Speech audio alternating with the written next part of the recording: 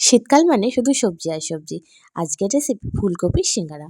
এটা কিন্তু খেতে দারুণ হয়, একদম দোকানের মতো ফুলকপির সিঙ্গারা। চলো শুরু করি। প্রথমেই ফুলকপি আর আলুকে এভাবে কেটে ভাপিয়ে নেব। হালকা ভাপিয়ে নেওয়ার পর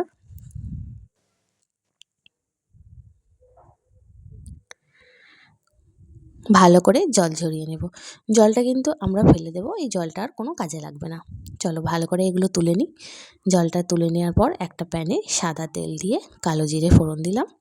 এর মধ্যে দেব আদা রসুন। আদা রসুনকে গ্রেট করে দিয়েছি, তোমরা চাইলে বাটাও দিতে পারো।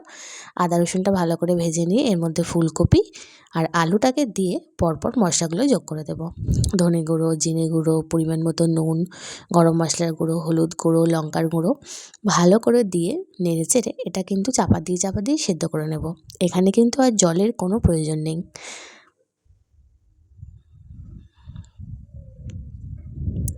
ভালো মতো সেদ্ধ হয়ে গেছে। এবার ওপর থেকে বাদাম দিয়ে শুধু বাদামটা মিশিয়ে দিয়েই নামিয়ে নেব। একদম রেডি পুর। এরপরে ময়দা নিয়ে নেব। তোমরা তোমাদের পরিমাণ মতো ময়দা নিও। ময়দার মধ্যে এবার একে একে কালো জিরে, নুন, 1 চামচ মতো সাদা তেল দিয়েছি। তারপরে দিয়েছি পিনাট বাটার, 2 চামচের মতো পিনাট বাটার দিয়েছি। আমি কিন্তু পিনাট বাটার দিলাম, তোমরা চাইলে নর্মাল বাটারও দিতে পারো।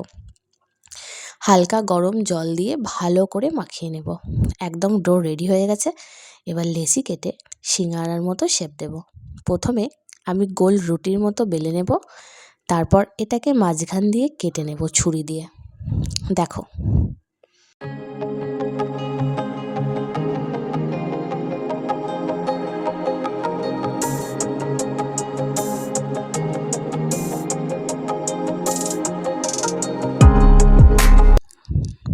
এরপরে হাতে একটু জল লাগিয়ে নেব।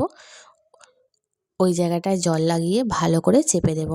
জল লাগিয়ে দিলে কিন্তু ভালো মতো চেপে যায়, তাহলে খোলার সম্ভাবনা থাকে না, নাহলে কিন্তু ভাজার সময় খুলে যাওয়ার সম্ভাবনা থাকে। এরপরে আলুর পুরটা এর মধ্যে ভালো করে ভরে নিয়ে সিঙ্গারার মতো শেপ দিয়ে দেব। তোমরা চাইলে আরেকটু বড় আকার দিতে পারো। আমি কিন্তু এখানে মিনি সিঙ্গারা বানিয়েছিলাম, একদম কম ছোট ছোট সিঙ্গারা বানিয়েছিলাম। তোমরা চাইলে আরেকটু বড় করতে পারো। দেখো একদম রেডি হয়ে গেছে। এবার এটাকে ভাজার পালা। বাকি সবগুলো করে নিই ততক্ষণ, তারপরে ভাজবো। সাদা তেল গরম হয়ে গেছে। তেলটা কিন্তু আমি হালকা গরম করেছি, একদম হালকা। দেখো, নাহলে কিন্তু সিঙ্গারাটা প্রথমে দেওয়ার সাথে সাথেই পুড়ে যাবে। একদম হালকা আঁচে হালকা গরমে এইভাবে একটু লালচে লালচে করে ভেজে নেব। আমার একটু লালচে লালচেই পছন্দ, বেশি একদম সাদা সাদা থাকলে খুব একটা ভালো লাগে না। দেখো এই রকম হালকা ব্রাউন মতো করে ভেজে নিয়ে তুলে নেব। এটা কিন্তু চায়ের সাথে একদম জমে যাবে। তোমরা কিন্তু একবার বাড়িতে ট্রাই করো, খুব ভালো খেতে হয়। দেখো সব ভাজা হয়ে গেছে। এবারে প্লেটিং করে নিই। এটা সসের সাথে পুদিনার চাটনি বা সর্ষের চাটনি বা তেঁতুলের চাটনি সব কিছু দিয়েই কিন্তু খুব ভালো খেতে লাগে। তোমরা একবার ট্রাই করো। চলো দেখা হচ্ছে পরের ভিডিওতে। আজকের মতো টাটা।